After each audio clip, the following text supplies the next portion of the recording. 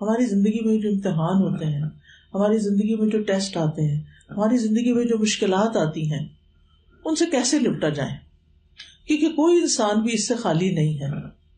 ہر انسان کسی نہ کسی مشکل میں ضرور پڑتا ہے. اور پھر آپ نے دیکھا ہوگا کہ ایک مشکل میں پڑا، وہاں سے نکلا، آگے ایک اور آگئی، پھر آگے ایک اور آگئی، اور اس وقت یوں لگتا ہے کہ جیسے ساری دنیا سے زیادہ ہم پر ہی کو مصیبت آ ٹوٹی. حالانکہ اگر ہم دوسروں کی بات سنیں تو بعض اوقات لگتا ہے کہ بھئی ان کی پریشانی تو مجھ سے بھی کہیں زیادہ ہے. بہرحال اللہ سبحانہ وتعالیٰ مشکلات کے بارے میں قرآن مجید میں فرماتے ہیں فَإِنَّ مَعَ الْعُسْرِ يُسْرًا إِنَّ مَعَ الْعُسْرِ يُسْرًا، بے شک ہر مشکل کے ساتھ ایک آسانی ہے، بے شک اسی مشکل کے ساتھ ایک اور آسانی ہے. یعنی جہاں مشکلات ہیں وہاں آسانیاں بھی ہیں. رسول اللہ صلی اللہ علیہ وسلم نے یہ فرمایا کہ مدد صبر کے ساتھ ہے. یعنی جب کوئی مشکل آ جائے تو صبر سیکھو، صبر کرو، کیونکہ صبر کے ساتھ اللہ کی مدد آتی ہے. قرآن مجید میں آتا ہے ان اللہ مع الصابرین، بے شک اللہ صبر کرنے والوں کے ساتھ ہے، اللہ ان کی مدد کرتا ہے. حدیث میں آتا ہے کہ مدد صبر کے ساتھ ہے، کشادگی تنگی کے ساتھ ہے، اور بے شک ہر مشکل کے ساتھ ایک آسانی ہے، بے شک اسی مشکل کے ساتھ ایک اور آسانی ہے. جب مشکل آئے تو ہمیں تو صرف مشکل ہی نظر آتی ہے، آسانی کون سی ہے وہاں، یا اس میں خیر کون سی ہے؟ تو پہلی بات تو ہمیں یہ یاد رکھنی چاہیے کہ انسان کو کوئی بھی جو تکلیف آتی ہے اس کی وجہ سے اس کے درجات میں بلندی ہوتی ہے. اگر وہ صبر کرتا ہے تو اس کو ثواب ملتا ہے، اللہ کا قرب نصیب ہوتا ہے، انسان میچور ہوتا ہے، پختہ ہو جاتا ہے، اور انسان کو اس دنیا میں رہنے کا ڈھنگ آتا ہے.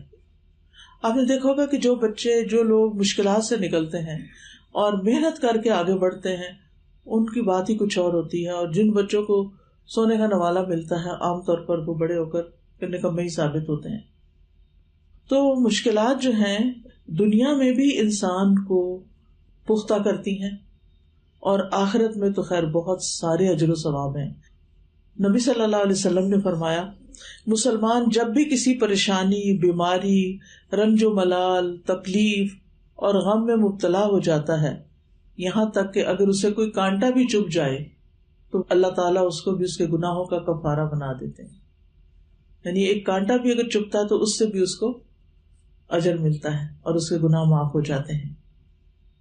اب یہ ہے کہ اگر تکلیف آ جائے تو پھر کریں کیا ہم؟ سب سے پہلی بات یہ ہے کہ اللہ کی طرف رجوع کریں، اللہ سبحانہ تعالیٰ کو پکاریں، اس سے دعا کریں، اس کا تقوی اختیار کریں. اور تقوی کیا ہے کہ جن کاموں کا اس نے حکم دیا وہ کریں، اور جن چیزوں سے منع کیا ان سے رک جائیں، کیونکہ اس کے بڑے فائدے قرآن میں بتائے گئے تقوی کے. اللہ تعالیٰ فرماتے ہیں وَمَن يَتَّقِ اللَّهَ يَجْعَل لَّهُ مَخْرَجًا وَيَرْزُقْهُ مِنْ حَيْثُ لَا يَحْتَسِبُ، اور جو اللہ سے ڈرے گا وہ اس کے لیے نکلنے کا کوئی راستہ بنا دے گا، اور اسے وہاں سے رزق دے گا جہاں سے اس نے گمان بھی نہیں کیا ہوگا. یعنی رزق کا وہ دروازہ کھلے گا جو اس نے کبھی سوچا بھی نہیں ہوگا. اور یہ اللہ تعالیٰ کا فرمان ہے. اللہ سبحانہ تعالیٰ یہ ہمیں بتا رہے ہیں کہ ایسا ہوگا، لیکن اس کے لیے تقوی اختیار کرنا ضروری ہے. اسی طرح اجتماعی طور پر جس قوم کے اندر تقوی آتا ہے اللہ تعالیٰ اس پر آسمان اور زمین سے برکتوں کے دروازے کھول دیتے ہیں. وَلَوْ أَنَّ أَهْلَ الْقُرَىٰ آمَنُوا وَاتَّقَوْا لَفَتَحْنَا عَلَيْهِمْ بَرَكَاتٍ مِّنَ السَّمَاءِ وَالْأَرْضِ، اگر واقعی بستیوں والے ایمان لے آتے، اللہ کا تقوی اختیار کرتے، تو ہم ان پر آسمان اور زمین کی برکتوں کے دروازے کھول دیتے. آج آپ دیکھیں کہ ہمارا ملک جو ہے وہ کافی پریشانی کا شکار ہے، لوگ کافی مشکلات میں گھرے ہوئے ہیں، اور کسی کو بھی سمجھ نہیں آتا کہ ہم کیا کریں، کس طرف جائیں. ایسے میں صرف مشکلات کا تذکرہ کرتے رہنے سے مشکلات نہیں حل ہوتی. مشکلات میں قومی طور پر، اجتماعی طور پر سب کو مل کر اللہ کی طرف رجوع کرنے کی ضرورت ہے، اللہ تعالیٰ سے اپنے گناہوں کی معافی مانگنے کی ضرورت ہے، اللہ کو راضی کرنے کی ضرورت ہے. جو مظلوم اور محروم طبقات ہیں ان کا خیال رکھنے کی ضرورت ہے. پھر اسی طرح دوسری چیز اللہ سے دعا کرنا، اللہ سبحانہ تعالیٰ کے آگے گڑ گڑانا، نماز پڑھنا، اور خاص طور پر رات کی نماز یعنی تہجد. تہجد جو ہے وہ دعاؤں کی قبولیت کا وقت ہوتا ہے، اور اس وقت جو مانگا جاتا ہے وہ قبول ہوتا ہے. نبی صلی اللہ علیہ وسلم نے فرمایا آدھی رات کو آسمان کے دروازے کھول دیے جاتے ہیں اور ایک پکارنے والا پکارتا ہے کوئی دعا کرنے والا کہ اس کی دعا قبول کی جائے، ہے کوئی مانگنے والا کہ اسے دیا جائے، ہے کوئی مصیبت زدہ کہ اس کی مصیبت اس سے دور کر دی جائے. پھر جو مسلمان اس وقت دعا کرتا ہے یعنی آدھی رات کے بعد، تو اللہ عز و جل اس کی دعا کو قبول کرتے ہیں، سوائے زانیہ عورت کے جو اپنی شرمگاہ کے ذریعے کمائی کرتی ہے، یعنی زنا کے ذریعے کمائی کرتی ہے، اس کی پکار نہیں قبول ہوتی. پھر اسی طرح دوسروں کی مصیبت دور کرنا، یعنی اگر انسان کے اوپر کوئی تکلیف آئی ہے تو وہ بیٹھا نہ رہے، غم نہ مناتا رہے، ڈپریشن میں نہ جائے، بلکہ اٹھ کے باہر نکلے، دیکھے اور کس حال میں ہے، ہسپتال کا وزٹ کر لے، جا کے بیماروں کو دوائی لے کے دے، ان کے کسی آپریشن کا بندوبست کرے، ان کی کسی مشکل کو آسان کرے، غریبوں کی کسی بستی میں نکل جائے. آپ دیکھیں کہ مہاتما بدھ جو تھا وہ کیوں نکل آیا تھا اپنے سارے عیش و عشرت سے، آرام سے. جب وہ دیکھتا تھا دوسروں کو تکلیف میں تو وہ آرام سے نہیں بیٹھ سکا، اس نے ساری نعمتیں چھوڑ دی اپنی، کیونکہ اس کو سکون نہیں تھا. اس میں سکون ملتا ہے جب انسان دوسروں کی خدمت کرتا ہے، دوسروں کی مدد کرتا ہے، چاہے اپنے مال سے کرے، چاہے اپنے وقت سے کرے، چاہے اپنی کسی صلاحیت سے کرے. جو آپ کو آتا ہے آپ اوروں کو سکھا دیں، جو لوگوں کے پاس نہیں ہے ان تک پہنچا دیں. ہو سکتا ہے کسی کو راشن کی ضرورت ہو، کسی کو کپڑے کی ضرورت ہو، کسی کو دوائی کی ضرورت ہو، کوئی پتہ نہیں کہاں تڑپتا محتاج بیٹھا ہو، اور ہم اپنے گھر میں بیٹھے صرف غم کر رہے ہیں، دکھ کر رہے ہیں، پریشانی کر رہے ہیں کہ ہماری مشکل آسان نہیں ہو رہی. تو اس لیے بہت ضروری ہے کہ اگر ہم چاہتے ہیں کہ ہماری مصیبت دور ہو، ہماری تکلیف دور ہو، تو پھر ہمیں مصیبت زدہ لوگوں کی تکلیفیں دور کرنی چاہیے. نبی صلی اللہ علیہ وسلم نے فرمایا جو شخص کسی مسلمان کی دنیاوی تکلیفوں میں سے کوئی تکلیف دور کرے گا تو اللہ قیامت کی تکلیفوں میں سے اس کی کوئی تکلیف دور کر دے گا.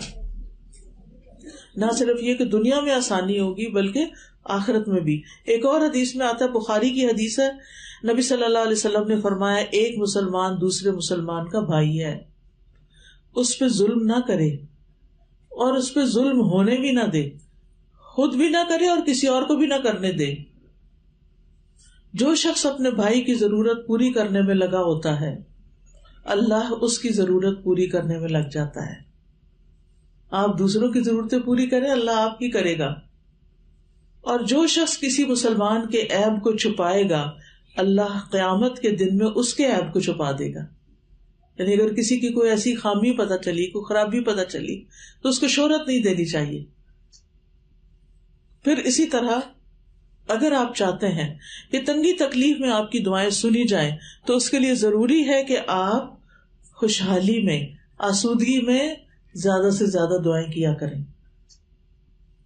نبی صلی اللہ علیہ وسلم نے فرمایا جو شخص پسند کرتا ہو کہ اللہ خوشی اور غم کے وقت اس کی دعا قبول کرے تو اسے چاہیے کہ وہ خوشحالی اور آسودگی میں زیادہ دعائیں کیا کرے. کیونکہ جب ہمارے دن اچھے ہوتے ہیں، ہمیں سب کچھ ملا ہوا ہوتا ہے، ہمیں کسی چیز کی پرواہ نہیں ہوتی، تو ہم اس وقت اللہ ہی کو بھول جاتے ہیں. حالانکہ اللہ تعالیٰ کا شکر زیادہ ادا کرنا چاہیے، اللہ کی طرف زیادہ رجحان کرنا چاہیے، لیکن ہم اسی کو بھول جاتے ہیں. تو کیا فرمایا کہ کیا کرے انسان اس وقت؟ اچھے دنوں میں اللہ کو پکارے. ورنہ پتہ کیا ہوتا ہے، جو فرشتے ہوتے ہیں نا، وہ جب آسمان پہ ہماری دعائیں جاتی ہیں یعنی پریشانی کے وقت، کہتے کہ یہ آواز پہلے تو کبھی نہیں سنائی تھی، یہ کو پہلی دفعہ ہی آئی ہے. یعنی جو بندہ کبھی نہیں پکارتا، صرف تکلیف میں پکارتا. اس کا یہ مطلب نہیں کہ ہم تکلیف میں نہ پکاریں، تکلیف میں بھی پکاریں، اللہ سنتا ہے، سب کی سنتا ہے، گناہگار کی بھی سنتا ہے، نیکوکار کی بھی سنتا ہے، جو دوسروں کی مدد کرتا ہے اس کی بھی سنتا ہے، جو نہیں کرتا اس کی بھی سنتا ہے، کیونکہ وہ سب کا اللہ ہے. وہ سب کا رب ہے. تو بہرحال ہمیں دوسروں کی تکلیف میں ان کے کام آنا ہے اور اپنے اچھے حال میں اللہ کی طرف رجوع کرنا ہے. دعاؤں کی قبولیت کا جہاں تک تعلق ہے تو اس میں یہ یاد رکھیے کہ انسان جب اللہ تعالیٰ کی تعریف بیان کرتا ہے، درود شریف پڑھتا ہے، تو اس کے بعد دعا قبول ہوتی ہے. سورۃ فاتحہ جو ہے یہ بھی ان سورتوں میں سے ہے جن کو پڑھنے کے بعد دعا کی جائے تو دعا قبول ہوتی ہے. اور وہ کیا ہے؟ الحمد للہ رب العالمین الرحمن الرحیم مالک یوم الدین ایاک نعبد و ایاک نستعین اہدنا الصراط المستقیم صراط الذین انعمت علیہم غیر المغضوب علیہم ولا الضالین. ابو ہریرہ سے روایت ہے رسول اللہ صلی اللہ علیہ وسلم نے ابی ابن کعب ایک صحابی ہیں ان سے فرمایا کیا تمہیں پسند ہے کہ میں تمہیں ایسی سورت سکھاؤں جیسی نہ تورات میں نازل ہوئی ہے، نہ انجیل میں، نہ زبور میں اور نہ فرقان میں؟ انہوں نے کہا اللہ کے رسول ضرور سکھائیے. رسول اللہ صلی اللہ علیہ وسلم نے فرمایا نماز میں تم کیا پڑھتے ہو؟ انہوں نے کہا ام القرآن یعنی سورۃ الفاتحہ پڑھتا ہوں. آپ نے فرمایا قسم ہے اس ذات کی جس کے قبضے میں میری جان ہے، تورات، انجیل، زبور، حتیٰ کہ قرآن میں بھی اس جیسی کوئی سورت نازل نہیں ہوئی. یہی سبع مثانی 7 آیتیں ہیں، یہی وہ قرآن عظیم ہے جو مجھے عطا کیا گیا ہے. ایک اور روایت میں آتا ہے کہ ایک دفعہ نبی صلی اللہ علیہ وسلم صحابہ کے ساتھ بیٹھے ہوئے تھے کہ آسمان کا ایک دروازہ کھلا اور ایک فرشتہ اترا. جبریل علیہ السلام نے آپ کو بتایا کہ آج آسمان کا وہ دروازہ کھلا ہے جو اس سے پہلے نہیں کھلا تھا، اور آج وہ چیز نازل ہوئی ہے جو اس سے پہلے نازل نہیں ہوئی، یعنی سورۃ فاتحہ اور ساتھ سورۃ البقرہ کی آخری آیتیں. جو شخص ان کو پڑھ کے کوئی دعا کرے گا اس کی دعا قبول ہوگی. لہذا اپنی دعاؤں میں یہ دونوں چیزیں شامل کر لینی چاہیے. یہ رقیہ بھی ہے. رقیہ کا مطلب ہے دم، یعنی آپ نے کسی کو دم کرنا ہے، حتیٰ کہ آپ اپنے اوپر بھی سورۃ فاتحہ پڑھ کے ہاتھ میں پھونک کے سارے جسم کے اوپر آپ پھیر لیں، اپنے آپ کو جھاڑ دیں. پھر کل ہو اللہ پڑھ کے، کل اعوذ برب الفلق پڑھ کے، کل اعوذ برب الناس. مثلا رات کو آپ کو نیند نہیں آ رہی یا ویسے ڈپریشن ہوا ہے، کوئی دل خراب ہو رہا ہے، کچھ بھی. اور ایک چیز اور شامل کر لیں، اعوذ باللہ السمیع العلیم من الشیطان الرجیم من ہمزہ ونفخہ ونفثہ. 3 دفعہ پڑھ کے اپنے دل کے اوپر پھونک ماریں، تھتکاریں، تاکہ شیطانی وسوسے ختم ہو. یہ شیطان ہے جو انسان کو پریشان رکھتا ہے، تو آپ نے پریشان نہیں ہونا. ویسے بھی انسان جیسے سوچنے لگتا ہے نا، پھر ویسی چیزیں ہونے بھی لگتی، اس کو نظر بھی ویسی آتی ہے. دوسری دعا جو بہت فائدہ دیتی ہے غم میں، رنج میں، تکلیف میں، دکھ میں، پریشانی میں، مشکلات میں. کچھ لوگوں کو ہوتا ہے نا کہ جو کام کرنے لگتے ہیں اس میں اٹکا ہوا جاتا ہے، کام ہی نہیں ہوتا، ہر چیز میں پریشانی آ جاتی ہے. تو اس کے لیے بہت ہی خوبصورت دعا ہے، مختصر، اللہ اللہ ربی اللہ اللہ ربی لا اشرک بہ شیئا لا اشرک بہ شیئا. انسان زیادہ سے زیادہ اس دعا کو پڑھنا شروع کر دے. کبھی ایسا ہوتا ہے نا، وجہ ہی نہیں پتا ہوتی، پتہ نہیں کس بات پہ دل گھبراتا ہے، دھڑکنے لگتا ہے زور زور سے، لگتا ہے جیسے کچھ ہو گیا، حالانکہ کچھ نہیں ہوتا، شیطان انسان کو پریشان کر رہا ہوتا ہے. تو اللہ اللہ ربی لا اشرک بہ شیئا. حضرت عائشہ سے مروی ہے کہ نبی صلی اللہ علیہ وسلم اپنے گھر والوں کو جمع کرتے اور ان کو کہتے کہ جب تم میں سے کسی کو کوئی غم یا پریشانی پہنچے تو اسے چاہیے کہ وہ کہے اللہ اللہ ربی لا اشرک بہ شیئا. اسی طرح ایک اور روایت میں آتا ہے جس کو کوئی پریشانی ہو، غم ہو، کوئی بیماری ہو، سختی ہو، تکلیف ہو، وہ کیا کہے اللہ ربی لا شریک لہ اللہ ربی لا شریک لہ. پچھلی دعا اگر مشکل ہے تو یہ تو کچھ مشکل نہیں، اللہ ربی لا شریک لہ، بس یہ پڑھتا جائے تو اس انسان سے وہ تکلیف دور کر دی جاتی ہے جس میں وہ مبتلا ہوتا ہے. کبھی ایسا ہوتا ہے نا کہ آپ کے اندر بڑی گھبراہٹ پیدا ہو جاتی ہے، بچے کا کوئی خیال آ جاتا ہے، ایسے شیطان وسوسے ڈالتا ہے کہ وہ گھر سے باہر گیا ہوا ہے، پتہ نہیں اکیلا رہتا ہے، پتہ نہیں کیا ہو جائے گا اس کو، طرح طرح کی شیطان پریشانیاں آپ کے دل میں ڈالتا رہتا ہے. آپ اس سے فارغ ہوتے ہیں تو کوئی اور وہ دشمن ہے نا، چھوڑتا نہیں. اور اس کو پتا کہ جب بندہ پریشان ہوتا ہے تو پھر اس سے ہر غلط کام کروایا جا سکتا ہے. پھر آپ دیکھیں کہ آیت کریمہ حضرت یونس علیہ السلام کی دعا ہے. جب انہوں نے یہ دعا پڑھی تو اللہ تعالیٰ فرماتے ہیں فاستجبنا له ونجیناہ من الغم وکذالک ننجی المؤمنین. ہم نے اس کی دعا قبول کر لی، اسے غم سے نجات دے دی، اور اسی طرح ہم ایمان والوں کو نجات دیا کرتے ہیں. ایمان والوں کو ایسے ہی نجات دیتے ہیں غموں سے، تکلیفوں سے. تو اب آپ دیکھیے کہ لا الہ الا انت سبحانک، کوئی ضروری نہیں کہ 1,40,000 پڑھے. کچھ لوگ گھبرا کے پھر پڑھتے ہی نہیں. قرآن میں حدیث میں کہیں بھی نہیں آیا کہ آپ 1,00,000 پڑھیں یا 1,25,000 پڑھیں. جتنا آپ پڑھ سکتے ہیں پڑھیں، لیکن دل سے پڑھیں. لا الہ الا انت سبحانک انی کنت من الظالمین. پھر اسی طرح یہ کلمات دکھ دور کرنے والے بھی ہیں. دکھ ہو رہا ہے نا، ڈسٹرب ہے آپ، دل پریشان ہے.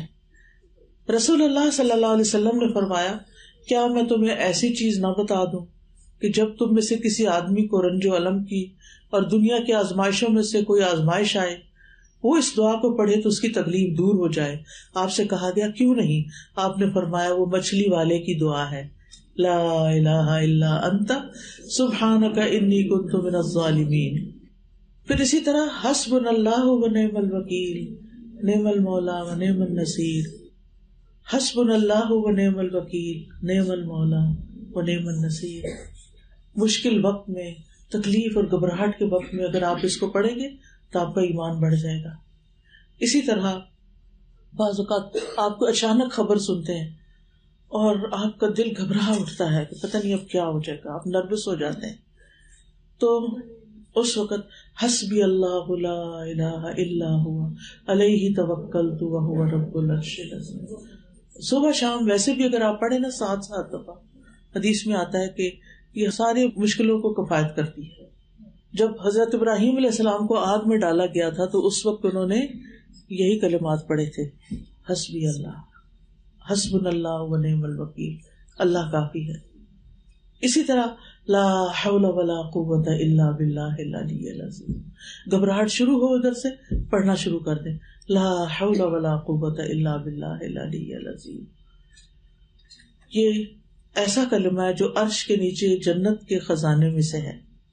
جب بندہ یہ پڑھتا ہے تو اللہ تعالیٰ فرماتا ہے میرے بندے نے سر تسلیم خم کر دیا، خود کو حوالے کر دیا، سپرد کر دیا.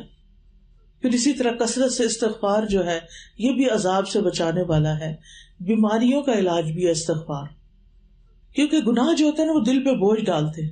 وہ دل پریشان ہوتا ہے تو دل کا خون جو سارے جسم میں جاتا ہے، سارے جسم میں پریشانی پھیلتی ہے، بیماری لگ جاتی ہے انسان کو. تو اس لیے بہت ضروری ہے کہ انسان اللہ تعالیٰ کی طرف رجوع کرے اور اپنے گناہوں کی معافی مانگے. قتادہ کہتے ہیں یہ قرآن تمہیں تمہاری بیماری کا علاج بتاتا ہے. گناہ تمہاری بیماری ہے اور استغفار ان کا علاج ہے. امام ذہبی کہتے ہیں اللہ کے غضب کا علاج کثرت کے ساتھ سحری کے وقت استغفار کرنا اور سچی توبہ کرنا ہے. یعنی اگر آپ کے دل میں یہ ڈر لگتا ہے نا آپ کو کہ پتہ نہیں میرا رب مجھ سے ناراض ہی نہ ہو، میں نے کوئی بہت اچھے کام نہیں کیے. ہر انسان کو ہوتا ہے نا کہ اللہ تعالیٰ تو اتنا بڑا ہے اور میری کوششیں کیا ہیں جو اس کے لیے میں کر رہی ہوں، کچھ بھی نہیں. تو اگر ایسی چیز دل میں آ رہی ہو تو اس وقت انسان سچی توبہ کرے اللہ سے اور سحری کے وقت استغفار کرے اور اپنی ساری حاجتیں اور مناجات جو ہیں وہ اللہ تعالیٰ سے ہی کرے.